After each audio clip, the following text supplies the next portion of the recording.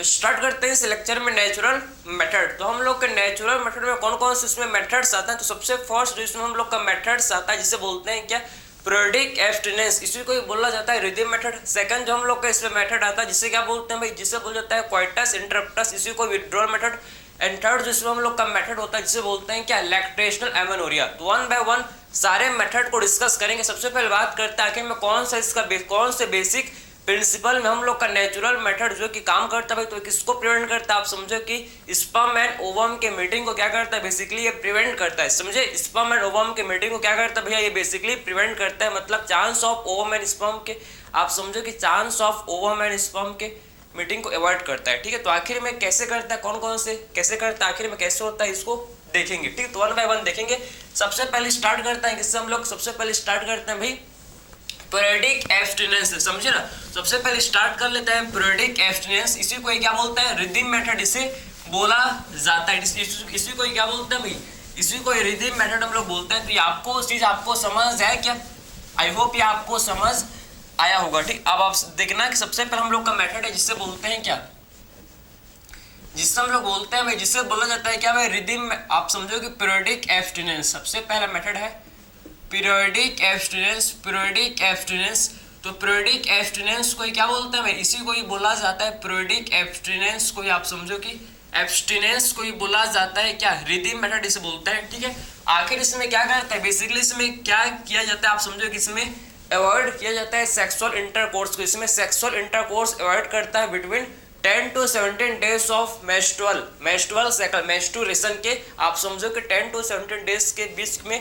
क्या करता है, इस बीच में क्या करता है, आप समझो कि सेक्सुअल इंटरकोर्स को अवॉइड करता है। क्यों भाई, क्योंकि इस पीरियड में क्या होता है, आप समझो कि फर्टिलाइजेशन होने का चांस काफी हाई होता है। समझ, इसीलिए आप समझो कि between 10 to 17 days of menstruation क्या करते हैं, इस पीरियड में क्या करते हैं, इसमें सेक्सुअल इंटरकोर्स को इसमें अवॉइड करते हैं। समझे बात को आप। तो आखिर में आप समझो कि आखिर में इस मेथड में क्या किया जाता है, आप समझो कि पीरियोडिक एब्स्टिनेंस इसमें क्या करता है, इसमें आप समझना इसमें क्या करता है, इसमें अवॉइड आप समझो कि अवॉइड सेक्सुअल इंटरकोर्स। समझे, इसमें अवॉइड किया जाता है किसको, सेक्सुअल इंटरकोर्स को अवॉइड किया जाता है। सेक्सुअल इंटरकोर्स को आप समझना इसमें, और ठीक इसमें अवॉइड किया जाता है भाई। तो अवॉइड सेक्सुअल इंटरकोर्स बिटवीन, आप समझो between 10 to 17 days of menstruation, 10 to 17 days of menstruation. समझे, 10 to 17 आप 10 to 17 days of menstrual cycle. समझे बात को। तो ये चीज आपको क्लियर हो गया कि एक्चुअल में इसमें क्या करते हैं, ये आपको बेसिकली समझ आया कि इसमें क्या किया जाता है भाई, इसमें आपको क्लियर होना ये चीज आपको। ठीक है, तो इसमें आप समझ गए कि अवॉइड करता है किसको भाई, इसमें सेक्सुअल इंटरकोर्स को इसमें अवॉइड किया जाता है। कब से कब, फ्रॉम 10 to, आप समझो कि 10 to 17 डेज ऑफ मेंस्ट्रुएशन क्या करता है, इसमें अवॉइड करता है। क्योंकि आप समझना कि 10 to 17 डेज का जो पीरियड है, ये आप समझना कि जो 10 to 17 डेज का जो पीरियड, इसे बोलते हैं क्या, फर्टाइल पीरियड। इसे बोला जाता है क्या भाई, इस पीरियड को बोला जाता है फर्टाइल। इसे क्या बोलते हैं, इस पीरियड को आप समझो हम लोग, इस पीरियड को बोला जाता है फर्टाइल पीरियड। इस पीरियड को क्या बोलते हैं भाई, फर्टाइल पीरियड बोलते हैं, फर्टाइल पीरियड इसे बोलते हैं। और इसमें आप समझो इस पीरियड में क्या होता है, इस पीरियड में आप समझना कि फर्टिलाइजेशन होने का चांस काफी हाई होता है इस पीरियड में। इससे आखिर में फर्टाइल पीरियड क्यों बोलते हैं, क्योंकि इसमें फर्टिलाइजेशन होने का चांस, इस पीरियड में फर्टिलाइजेशन होने का चांस काफी हाई होता है। समझ आप, इसीलिए इस पीरियड को फर्टाइल पीरियड बोला जाता है। समझे, क्योंकि भाई क्यों बोलते हैं इसको फर्टाइल पीरियड क्यों बोलते हैं, क्योंकि इसमें आपका समझो हाई चांस ऑफ फर्टिलाइजेशन। क्योंकि हाई चांस ऑफ, इस पीरियड में क्या होता है, इस पीरियड में हाई चांस ऑफ फर्टिलाइजेशन। इस पीरियड में आप समझो कि इसमें हाई चांस ऑफ फर्टिलाइजेशन। समझे, हाई चांस ऑफ फर्टिलाइजेशन, इस पीरियड में आप समझना कि फर्टिलाइजेशन होने का चांस काफी ज्यादा होता है। इस पीरियड में फर्टिलाइजेशन होने का चांस जो कि काफी ज्यादा होता है। समझ आप, इसीलिए इस पीरियड को फर्टाइल पीरियड बोलते हैं। समझे ना, क्लियर हुआ आपको। तो ये चीज आपने समझ लिया कि एक्चुअल में इसमें क्या करता है, इसमें सेक्सुअल इंटरकोर्स को अवॉइड करता है। कब से कब, 10 to 17 days of menstrual cycle. ठीक है, आप समझना है कि आपको ये समझना है भाई कि आखिर में स्पर्म का लाइफ स्पैन, आखिर में जो स्पर्म है इसका लाइफ स्पैन कितना होता है, स्पर्म का आप समझना है कि जो लाइफ स्पैन कितना होता है भाई। तो आपको पता होना चाहिए कि जो स्पर्म है इसका लाइफ स्पैन कितना होता है भाई, 1 डे। समझिए 1 के 2 डे, आप समझो कि 1 के 2 डेज 2 डेज, समझे 2 डेज होता है इसका लाइफ स्पैन, समझे ना। तो स्पर्म का जो लाइफ स्पैन है भाई ये कितने दिन का होता है, ये आप समझो कि 2 दिन तक, 2 डेज मतलब ये आप समझो कि 2 डेज तक क्या कर सकते हैं, 2 डेज तक आप समझो कि ओवम को फर्टिलाइज कर सकता है, 2 दिन तक ये जिंदा रह सकता है, मीन्स 48 आवर्स तक आप समझो कि जो स्पर्म है सर्वाइव कर सकता है, समझे 48 मीन्स 48 आवर्स मतलब 2 डेज तक आप समझो कि स्पर्म सर्वाइव कर सकते हैं, यही इसका लाइफ स्पैन है, ये इतना दिन तक जी सकते हैं। बात समझ जाए आपको, क्लियर है। वैसे बात करेंगे ओवम का लाइफ स्पैन कितना होता है भैया, तो ओवम का आप समझना है कि ओवम का लाइफ स्पैन, तो ओवम का हम लोग लाइफ स्पैन का बात करें तो ओवम का जो लाइफ स्पैन होता है भाई 1 डे, समझे ओवम का लाइफ स्पैन कितना होता है, आप समझना है कि ओवम का जो लाइफ स्पैन होता है ये हम लोग का 1 डेज का होता है, एक ही आप समझ एक ही दिन का होता है, ठीक है। तो ओवम का जो लाइफ स्पैन सिर्फ 1 डे का होता है, एक ही दिन बाद से 24 आवर्स तक आप समझो कि ओवम सर्वाइव करता है, बात समझे, बाद में ये डिजनरेट हो जाता है, समझ आपको। तो आखिर में ओवम जो कि 1 डे तक खाली सर्वाइव करता है, उसके बाद ये डिजनरेट, उसके बाद क्या हो जाता है भाई ये स्पर्म भी क्या हो जाएगा फिर डिजनरेट, समझे ना, क्लियर हो आपको। तो ये आपने क्लियर समझ लिया कि एक्चुअल में स्पर्म का लाइफ कितने दिन का होता है भाई 2 डेज का, एंड ओवम का लाइफ स्पेन कितना होता है भाई 1 डे का होता है, ठीक है। आप समझना, आपको क्या समझना है आप भाई, ये तो आपने समझ लिया, ठीक है। अब बात करते हैं, देखो कि एक्चुअल बात करेंगे कि जो हम लोग का कौन सा मेथड है भैया, हम लोग का जो पीरियडिक एब्स्टिनेंस है, समझे पीरियडिक एब्स्टिनेंस, इसमें आप हाई चांस, इसमें इसका हाई फेलियर रेट होता है, पता आपको इसका क्या होता है भाई, हाई फेलियर रेट होता है, इसका सबसे ज्यादा आप समझना है कि फेलियर रेट होता है आपका, आप समझो कि पीरियडिक एब्स्टिनेंस का क्यों भैया, आखिर में इसका फेलियर रेट इतना क्यों होता है, क्योंकि इसका फेलियर रेट क्यों होता है इतना, क्योंकि इसमें आप समझो ड्यू टू हार्मोनल, आप क्योंकि हार्मोनल कंट्रोल में होता है, समझे, क्योंकि आप समझो कि हार्मोनल के कंट्रोल में होता है, किसके अंडर में होता है ये हार्मोनल कंट्रोल के अंदर में होता है, बात समझ है आपको। तो ये देखना है कि आखिर में आप बोल सकते हैं क्या, तो बोल सकते हैं कि हाई रेट ऑफ फेलियर, इसका हम लोग को क्या देखने को मिलता है, इसका हाई रेट ऑफ फेलियर, इसका क्या होता है भाई हाई रेट ऑफ फेलियर, इसका हम लोग को हाई रेट ऑफ फेलियर देखने को मिलता है, समझे, इसका हाई रेट ऑफ फेलियर होता है, क्यों भैया, क्यों इसका आखिर में हाई रेट ऑफ फेलियर होता है, क्योंकि आप समझना है कि हाई रेट ऑफ फेलियर क्यों होता है, क्योंकि किसके अंडर कंट्रोल होता है भैया, क्योंकि आप समझो कि इसका हाई रेट ऑफ फेलियर क्यों होता है, इसका हाई फेलियर रेट क्या होता है, हाई फेलियर रेट आप समझो कि हाई रेट ऑफ फेलियर क्यों होता है इसका भैया, क्योंकि due to it is under hormonal control, क्योंकि किसके अंडर कंट्रोल होता है भैया, हार्मोन्स के अंदर, ये हार्मोनल कंट्रोल के अंदर होता है, बात समझे, due to it is under hormonal control, समझे, due to it is under hormonal control. और आपको ये तो पता भैया कि हार्मोनल कंट्रोल, हार्मोन्स आपके फ्लक्चुएटिंग होते हैं भैया, हार्मोनल कंट्रोल, बात समझे, जो हार्मोन्स होते हैं भैया ये आपके कांस्टेंट नहीं होते, हम बात समझे, हार्मोन्स कभी भी कांस्टेंट नहीं होता, हमेशा ये फ्लक्चुएटिंग होते हैं, कभी ज्यादा कभी कम, कभी सिक्रेशन हुआ कभी सिक्रेशन नहीं हुआ, वेरियस फैक्टर्स पर डिपेंड करते हैं हार्मोन्स का सिक्रेशन, समझे ना, वेरियस फैक्टर्स होता है जिस पर ये हार्मोन्स का सिक्रेशन जो कि डिपेंड करता है, इसीलिए आप बोलते हैं कि जो हम लोग का ठीक है हाई रेट ऑफ फेलियर होता है भाई, इसका हाई रेट ऑफ फेलियर होता है, क्योंकि आप समझना है कि इसमें, क्योंकि किसके अंडर में होता है, क्योंकि आप समझो कि किसके अंडर कंट्रोल होता है, ये हार्मोनल कंट्रोल के अंडर होता है, समझे, क्योंकि आप समझो कि हार्मोनल कंट्रोल के अंडर होता है, इसीलिए आप समझो कि इसका हाई रेट ऑफ फेलियर हमको देखने को मिलता है, क्लियर हुआ आपको। तो ये तो आपने देख लिया भाई कि एक्चुअल में हम लोग ने सबसे पहले बात क्या, पीरियडिक एब्स्टिनेंस। तो पीरियडिक एब्स्टिनेंस में बेसिकली इसमें क्या करते हैं भाई, इसमें क्वाइटस को, इसमें सेक्सुअल इंटरकोर्स को बेसिकली क्या करता है, इसमें अवॉइड किया जाता है भाई from 10 to 17 days of menstrual cycle. तो ये आपने बेसिकली समझ लिया कि एक्चुअल में पीरियडिक एब्स्टिनेंस क्या है, ठीक है। अब बात करते हैं इसके बाद मेंस्ट्रुअल साइकिल भी तो किसके अंडर में होता है कंट्रोल, ये भी तो आपको हार्मोनल, ये भी आप किसके अंदर होता है, ये भी आपका मेंस्ट्रुअल साइकिल भी हार्मोन्स के अंदर में तो कंट्रोल होता है ना, हार्मोनल कंट्रोल होता है, ये भी आपका हार्मोनल कंट्रोल के अंदर में काम करता है मेंस्ट्रुअल साइकिल पूरा, बात समझिए, हार्मोन्स का ही खेल होता है भाई, हार्मोन्स के तो क्या होता है खेल होता है, बिना हार्मोन्स के आपका ना तो क्या नहीं हो पाएगा भाई, आप ओव्यूलेशन भी नहीं हो पाएगा, क्लियर, तो पूरा हार्मोन्स के कंट्रोल में होता है ये भी, ठीक है। फिर बात करते हैं हम लोग क्या, हम लोग का सेकंड मेथड जिसे बोला जाता है क्या, सेकंड मेथड जिसे हम लोग बोलते हैं भाई क्वाइटस इंटरप्टस, इसी को क्या बोलता है विड्रॉल मेथड जिसे बोला जाता है, समझे, क्वाइटस इंटरप्टस को क्या बोलते हैं भाई, क्वाइटस इंटरप्टस को बोलते हैं विड्रॉल मेथड, ठीक है। तो इसमें क्या करता है बेसिकली आप समझना कि इसमें क्या किया जाता है, इसको आप समझो, ठीक है। तो नेक्स्ट जो मेथड जिसे बोलते हैं क्या, नेक्स्ट हम लोग का मेथड जिसे बोलते हैं भाई क्वाइटस इंटरप्टस, ठीक, क्वाइटस इंटरप्टस। नेक्स्ट जो मेथड इसे क्या बोलते हैं, क्वाइटस इंटरप्टस। इसी को ही क्या बोलते हैं भाई, इसी को ही बोला जाता है कि इसी को हम लोग बोलते हैं भाई विड्रॉअल मेथड, ठीक, इसी को ही हम लोग विड्रॉअल मेथड भी बोलते हैं, समझे ना। इसी को ही क्या बोलते हैं भाई, इसी को ही विड्रॉअल मेथड बोला जाता है, इसी को विड्रॉअल मेथड, ठीक है। तो इसी को विड्रॉअल मेथड भी इसे बोलते हैं, विड्रॉअल मेथड भी इसे बोलते हैं। तो आखिर में इसमें क्या करते हैं आप समझे कि इसमें क्या करते हैं, इसमें बेसिकली क्या किया जाता है, जो मेल पार्टनर होता है, मेल पार्टनर क्या करता है आप समझो कि क्या करता है मेल पार्टनर, इसमें इजैकुलेशन के जस्ट बिफोर, आप याद रखो कि इजैकुलेशन के जस्ट बिफोर मेल पार्टनर क्या करता है भाई, पेनिस को रिमूव करता है। कहां से आप समझो कि पेनिस को रिमूव करता है वेजाना से, जस्ट बिफोर इजैकुलेशन। बात समझे आप। तो इसमें मेल पार्टनर क्या करता है आप समझो कि क्या करता है मेल पार्टनर इसमें पेनिस को विड्रॉ करता है वेजाना से जस्ट बिफोर इजैकुलेशन। इजैकुलेशन से जस्ट पहले क्या करता है भाई मेल पार्टनर पेनिस को विड्रॉ करता है, किससे, वेजाना से, समझे। ये हम लोग का मेथड है जिसे बोलते हैं क्या, क्वाइटस इंटरप्टस। इसी को भी बोला जाता है भाई विड्रॉअल मेथड भी इसे बोलते हैं, ठीक है। तो इसमें आप समझना कि बेसिकली इसमें क्या होता है, बेसिकली इसमें क्या करते हैं आप समझो कि जो मेल पार्टनर होता है, इसमें जो मेल पार्टनर होता है भाई आप समझो कि जो मेल पार्टनर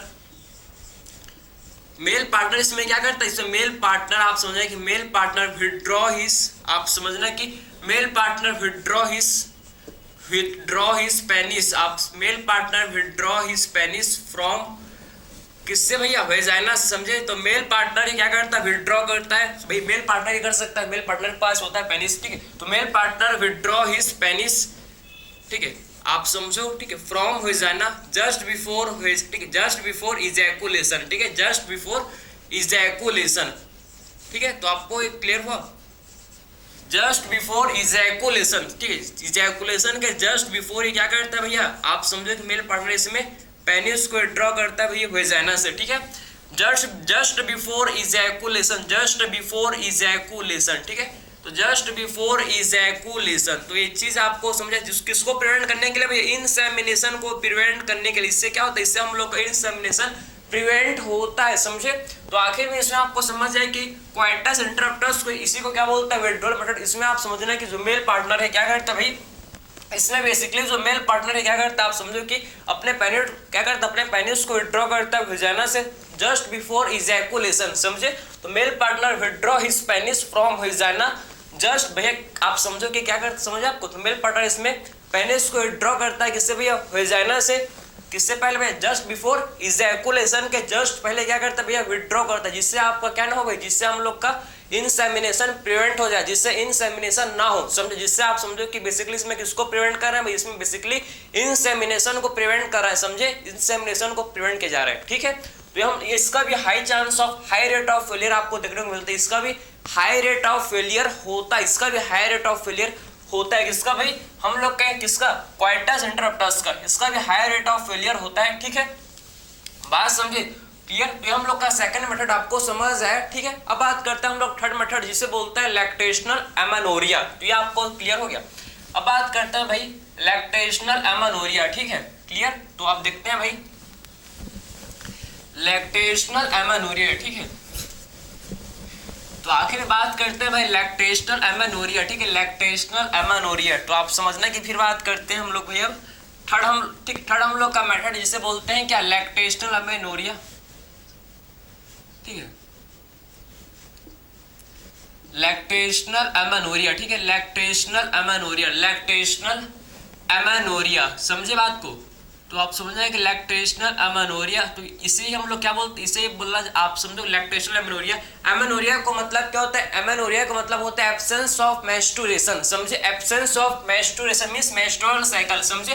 तो एमेनोरिया का मतलब क्या होता है ये तो आपको पता ही होगा भैया, एब्सेंस ऑफ मेंस्ट्रुएशन, समझे, एब्सेंस ऑफ मेंस्ट्रुएशन, ठीक है।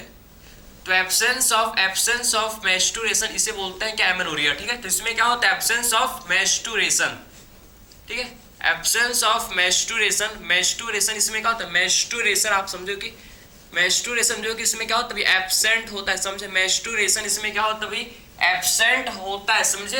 एब्सेंस ऑफ मेंस्ट्रुएशन या मेंस्ट्रुअल साइकिल, या फिर आप बोल सकते हैं क्या, या फिर हम लोग बोल सकते हैं सिंपल मेंस्ट्रुअल साइकिल, या क्या बोल सकते हैं मेंस्ट्रुअल साइकिल, ठीक है।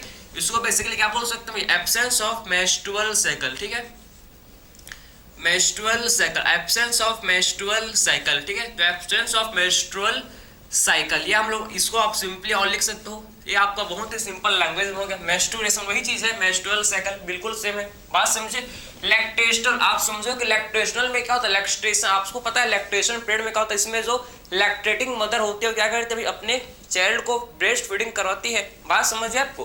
तो आखिर में लैक्टेशनल में क्या होता है, लैक्टेशनल में आप समझो कि इसमें जो लैक्टेटिंग, इसमें क्या होता है, इसमें हम लोग के जो लैक्टेटिंग मदर, इसमें क्या होती है भाई, जो लैक्टेटिंग, आप समझना कि जो हम लोग की क्या होती है लैक्टेटिंग मदर, लैक्टेटिंग मदर, ठीक है। कौन कैसी मदर भाई, lactating mother. Lactating mother means जो मदर जो कि अपने चाइल्ड को क्या करवा रही है भाई, लैक्टेटिंग मदर मीन्स ऐसी मदर जो अपने चाइल्ड को ब्रेस्ट फीडिंग करवा रही है, ऐसी मदर को हम लोग बोलते हैं क्या, लैक्टेटिंग मदर, ठीक है। तो इसमें जो लैक्टेटिंग मदर होती है क्या करवाता है, आप समझो जो लैक्टेटिंग मदर होती है उसमें क्या होता है, उसमें आप समझना कि जो क्या होता है एब्सेंस ऑफ मेंस्ट्रुअल साइकिल, बात समझे। तो लैक्टेटिंग मदर में आप समझना कि मेंस्ट्रुअल साइकिल एब्सेंट होता है भाई, आखिर में लैक्टेटिंग मदर में मेंस्ट्रुअल साइकिल जो क्या होता है एब्सेंट होता है, समझे। और बिना मेंस्ट्रुअल साइकिल का आप समझो कि अगर मेंस्ट्रुअल साइकिल एब्सेंट है तो कहाँ से आपका क्या हो पाएगा भैया, कहाँ से आपका प्रेगनेंसी वापिस हो पाएगा, नहीं हो पाएगा भाई। जब मेंस्ट्रुअल साइकिल एब्सेंट है तो कहाँ का आप समझो कि आपका प्रेगनेंसी हो पाएगा, बिल्कुल नहीं हो पाएगा, समझ है आपको। तो आखिर में जो लैक्टेटिंग मदर होती है उसमें आप समझना कि मेंस्ट्रुअल साइकिल क्या होता है भैया, लैक्टेटिंग मदर में मेंस्ट्रुअल साइकिल जो कि एब्सेंस होता है, मतलब एब्सेंट होता है, बात समझे। आखिर में क्यों एब्सेंट, आखिर में क्यों, क्या इसका रीजन है, आखिर में लैक्टेटिंग मदर में मेंस्ट्रुअल साइकिल एब्सेंट क्यों होता है, इसका आखिर में क्या रीजन, इसको हम लोग अब समझेंगे, ठीक है। आखिर में क्या रीजन है जिससे आप समझो कि लैक्टेटिंग मदर में मेंस्ट्रुअल साइकिल एब्सेंट होता है, इसको हम लोग देखेंगे भाई। तो आखिर में क्या रीजन आप समझना, सबसे पहले इसमें हम लोग बात करेंगे, देखोगे जो लैक्टेटिंग मदर होती है भैया, ठीक है, तो आपको पता होना चाहिए कि आपको क्या पता होना चाहिए, ड्यूरिंग इंटेंस लैक्टेशन फेज, ठीक है। क्या होता है आपको देखो कि ड्यूरिंग इंटेंस लैक्टेशन पीरियड क्या होता है, आप समझना ड्यूरिंग इंटेंस लैक्टेशन पीरियड, ठीक है, या फेज बोल सकते हो भाई, ड्यूरिंग इंटेंस लैक्टेशन फेज, या अब तो आप समझो कि ड्यूरिंग इंटेंस लैक्टेशन, ठीक है, ड्यूरिंग इंटेंस लैक्टेशन फेज, ये अप टू आप मैक्सिमम आप समझना कि मैक्सिमम में 6 मंथ तक होता है, ये आप समझना कि ड्यूरिंग इंटेंस लैक्टेशन फेज जो है ना, इंटेंस लैक्टेशन फेज जिसमें मदर जो है आप समझना कि आप समझो कि अपने चाइल्ड को क्या कराते हैं भाई, ब्रेस्ट फीडिंग कराती है, मैक्सिमम आप समझना कि 6 मंथ तक, ठीक है, ये मैक्सिमम 6 मंथ तक ये होता है, समझे आपको। तो ड्यूरिंग इंटेंस लैक्टेशन फेज जो कि मैक्सिमम कितने मंथ का होता है, मैक्सिमम जो कि आप समझना कि 6 मंथ तक, ठीक है, 6 मंथ का होता है मैक्सिमम, ये मैक्सिमम आप समझना कि मैक्सिमम में 6 मंथ तक होता है, मैक्सिमम आप कितने मंथ तक होता है भैया, ये मैक्सिमम आप समझो कि ये मैक्सिमम 6 मंथ तक ये होता है, समझे ना। तो ये मैक्सिमम हम लोग का 6 मंथ तक होता है, 6 मंथ तक होता है भाई इंटेंस लैक्टेशन फेज जो कि मैक्सिमम 6 मंथ तक होता है। इस फेज में इस पीरियड में क्या होता है, इस पीरियड में क्या होता है आप समझने कि इसमें आप समझो कि मदर के ब्लड में, आप समझो कि मदर के ब्लड में प्रोलैक्टिन का लेवल जो कि काफी हाई होता है। इस इंटेंस लैक्टेशन फेज में क्या होता है, ड्यूरिंग लैक्टेटिंग मदर में क्या होता है, आप समझो कि मदर के ब्लड में प्रोलैक्टिन का लेवल, मदर के ब्लड में क्या होता है, प्रोलैक्टिन का लेवल जो कि काफी हाई होता है, काफी ज्यादा होता है, समझे ना। तो इस फेज में क्या होता है, समझो कि क्या होता है, जो प्रोलैक्टिन लेवल इज हाई, आप समझो कि इसमें इस फेज में क्या होता है, प्रोलैक्टिन लेवल, आप समझो कि जो प्रोलैक्टिन का लेवल है, ठीक है, तो लेवल ऑफ या prolactin level high in mother blood, ठीक है, prolactin level is high in mother blood, बात समझे। तो प्रोलैक्टिन का लेवल जो कि हाई होता है भैया मदर के ब्लड में, समझे, प्रोलैक्टिन का लेवल जो कि हाई होता है मदर के ब्लड में, समझ आपको। तो इसमें मदर के जो ब्लड, इसमें आप समझना है कि प्रोलैक्टिन का लेवल क्या होता है भैया, इसमें हाई होता है, समझे। और ये हाई प्रोलैक्टिन आपको समझना है, समझो कि ये जो हाई प्रोलैक्टिन है, हाई प्रोलैक्टिन जो कि मदर के ब्लड में प्रेजेंट है, ये हाई प्रोलैक्टिन क्या करता है आप समझो, हाई प्रोलैक्टिन ये नेगेटिव फीडबैक देता है किसको, GnRH को, गोनाडोट्रोफिन को, आप समझो कि जो हाई प्रोलैक्टिन ये नेगेटिव ये क्या देता है भैया, उसको नेगेटिव फीडबैक देता है, बात समझे। तो ये हाई प्रोलैक्टिन आप समझना क्या करता है, आप समझो कि नेगेटिव फीडबैक देता है किसको भैया, नेगेटिव फीडबैक देता है GnRH को, गोनाडोट्रोफिन रिलीजिंग हार्मोन को, आप समझो ये नेगेटिव फीडबैक देता है, जिससे आप समझना कि GnRH का सिक्रेशन जिससे नहीं होता, जिससे क्या नहीं होता भाई, जिससे GnRH का सिक्रेशन जिससे नहीं होता। अगर GnRH का सिक्रेशन नहीं होगा तो उससे आप समझो कि LH एंड FSH भी नहीं बनेंगे, उससे आप हम लोग का LH एंड FSH का सिक्रेशन भी स्टॉप हो जाएगा, बात समझे। और अगर LH और FSH का सिक्रेशन स्टॉप हो गया मतलब मेंस्ट्रुअल साइकिल भी स्टॉप हो जाएगा। तो आप क्या समझे भाई, हम लोगों ने ये समझा भैया, क्या हम लोग ने ये समझ, इसको आप नोट कर लो अगर करना है तो आप कर लो, फिर देखेंगे भाई स्टोरी कहानी को आखिर में क्या होता है। यहीं पर देख लें क्या, यहीं पर देख, यहीं पर स्पेस कम हो जाएगा, इसको यहाँ देखते हैं, ठीक है। तो आखिर में इसको ये तो आपने बेसिक आपको समझ आया होगा, ठीक है। आप देखना, ठीक है। तो आप समझा कि जो लैक्टेटिंग, जो हम लोग समझो कि सबसे पहले स्टार्टिंग से स्टार्ट करें, चलो। तो जो लैक्टेटिंग मदर है भैया इसमें, ठीक है, लैक्टेटिंग मदर में आप समझो लैक्टेटिंग मदर होती है, लैक्टेटिंग, ठीक है। जो लैक्टेटिंग मदर होती है भैया, लैक्टेटिंग मदर में क्या होता है भाई, जो लैक्टेटिंग मदर होते हैं इसमें आप समझना है कि प्रोलैक्टिन का लेवल जो कि हाई होता है, समझे। जो लैक्टेटिंग मदर होते हैं इसमें क्या होता है, इसमें आप समझो कि प्रोलैक्टिन का लेवल हाई होता है, ठीक है। तो लैक्टेटिंग मदर में क्या होता है भाई, इसमें प्रोलैक्टिन का लेवल आप इस, ठीक है, लैक्टेटिंग भाई मेथड नहीं, ठीक, सॉरी, ठीक है, मेथड नहीं भैया, मदर आएगा, समझे। तो आखिर में मदर, ठीक। तो लैक्टेटिंग मदर में क्या होता है यहाँ पर, ठीक है ना, हाँ ठीक है, मेथड वही, ठीक है। तो लैक्टेटिंग मदर, तो आखिर में लैक्टेटिंग मदर के ब्लड में आप समझा कि इसके ब्लड में क्या होता है भैया, प्रोलैक्टिन का लेवल जो कि हाई होता है। तो प्रोलैक्टिन हाई होता है किसमें, प्रोलैक्टिन हाई होता है भैया मदर के ब्लड में, हाई इन ब्लड, ठीक। प्रोलैक्टिन का होता है मदर के ब्लड में, प्रोलैक्टिन जो कि हाई होता है। और ये हाई प्रोलैक्टिन, ये जो हाई प्रोलैक्टिन है क्या करता है भैया, ये हाई प्रोलैक्टिन आप समझना कि नेगेटिव फीडबैक, आप समझो कि किसको नेगेटिव, ये हाई प्रोलैक्टिन जो कि नेगेटिव फीडबैक, आप समझना कि हाई प्रोलैक्टिन क्या करता है भैया, नेगेटिव फीडबैक देता है, किसको, गिव, आप समझना give negative feedback, to give negative feedback, इसको भाई समझो कि क्या देता है, ये हाई प्रोलैक्टिन जो कि गिव नेगेटिव फीडबैक, ये नेगेटिव फीडबैक देता है किसको भैया, GnRH को, समझे। तो गिव नेगेटिव फीडबैक, किसको नेगेटिव फीडबैक देता है भैया, किसको नेगेटिव फीडबैक देता है, give negative feedback to GnRH, समझे। ये GnRH को आप समझो, ये GnRH को क्या करता है भाई, नेगेटिव फीडबैक देता है, समझे। GnRH को क्या करते हैं, हाई प्रोलैक्टिन जो ब्लड में क्या भैया हाई लेवल है प्रोलैक्टिन का, ये आखिर में हाई प्रोलैक्टिन क्या करता है भाई, ये नेगेटिव फीडबैक देता है किसको, ये नेगेटिव फीडबैक देता है किसको, GnRH को नेगेटिव फीडबैक देता है। और जब ये GnRH को नेगेटिव फीडबैक देगा तो इससे क्या होगा भैया, इससे क्या होगा, इससे आप समझो कि जो GnRH का सिक्रेशन स्टॉप हो जाएगा, समझे। तो स्टॉप सिक्रेशन आप समझो कि GnRH सिक्रेशन, आप समझो कि GnRH का जिससे सिक्रेशन हो, GnRH सिक्रेशन स्टॉप, ठीक है, समझे। जिससे क्या स्टॉप हो जाता है, जिससे स्टॉप हो जाता है किसका सिक्रेशन पे, जिससे आप समझना कि स्टॉप हो जाता है सिक्रेशन ऑफ GnRH, जिससे GnRH का सिक्रेशन ये स्टॉप हो जाता है, जिससे आप समझना कि GnRH का सिक्रेशन, जिससे क्या GnRH का सिक्रेशन जिससे स्टॉप हो जाता है। और जब GnRH का सिक्रेशन जब स्टॉप हो जाएगा, जब GnRH का सिक्रेशन जब स्टॉप हो जाएगा, समझो तो इससे क्या नहीं होगा भैया, इससे हम लोग का नो LH, जिससे अब GnRH नहीं है तो कहाँ का LH, कहाँ का FSH, समझे। अगर GnRH ही नहीं है तो कहाँ का LH, कहाँ का FSH, समझ है आपको, क्लियर है आपको। तो आखिर में जब GnRH का सिक्रेशन नहीं होगा तो यहाँ आप समझना कि नो LH नो FSH, समझे, नो LH एंड FSH। और आपको ये तो पता भाई कि आखिर में LH एंड FSH कितना इंपॉर्टेंट रोल प्ले करता है मेंस्ट्रुअल साइकिल में। भाई FSH क्या करता है, फॉलिकल्स का डेवलपमेंट करता है, ये तो आपको पता है ना कि FSH क्या करता है, फॉलिकल्स का डेवलपमेंट करता है, फॉलिकल्स का मैच्योरेशन करता है, बात समझे। फॉलिकल्स के डेवलपमेंट के लिए रिस्पॉन्सिबल है क्या है, FSH। और हम लोग का LH क्या करता है, LH रिस्पॉन्सिबल होता है किसके लिए भाई, ओव्यूलेशन के लिए। पता है आपको कि LH किसके लिए रिस्पॉन्सिबल होता है, LH जो कि ओव्यूलेशन के लिए क्या होता है, ओव्यूलेशन के लिए रिस्पॉन्सिबल होता है। तो बिना LH बिना FSH के मेंस्ट्रुअल साइकिल पॉसिबल है, होगा क्या, नहीं होगा, बात समझे। तो बोल सकते हैं कि अगर LH एंड FSH नहीं है भाई तो नो मेंस्ट्रुअल साइकिल, तो क्या हो जाएगा, मेंस्ट्रुअल साइकिल जो कि स्टॉप हो जाएगा, जिससे क्या हो, इससे आप समझना है कि मेंस्ट्रुअल साइकिल भैया इससे स्टॉप हो जाएगा, समझे। इससे आप समझो कि मेंस्ट्रुअल साइकिल जो कि स्टॉप हो जाएगा, समझ है आपको, मेंस्ट्रुअल साइकिल जो कि स्टॉप हो जाएगा, ठीक है। तो आपने समझ ले कि एक्चुअल में इसमें होता क्या है, ये आपको इसका स्टोरी समझ है कि आखिर में लैक्टेटिंग मदर में क्यों भाई मेंस्ट्रुअल साइकिल आखिर में क्यों एब्सेंट होता है, ये आपको इसका प्रॉपर रीजन आपको समझ है।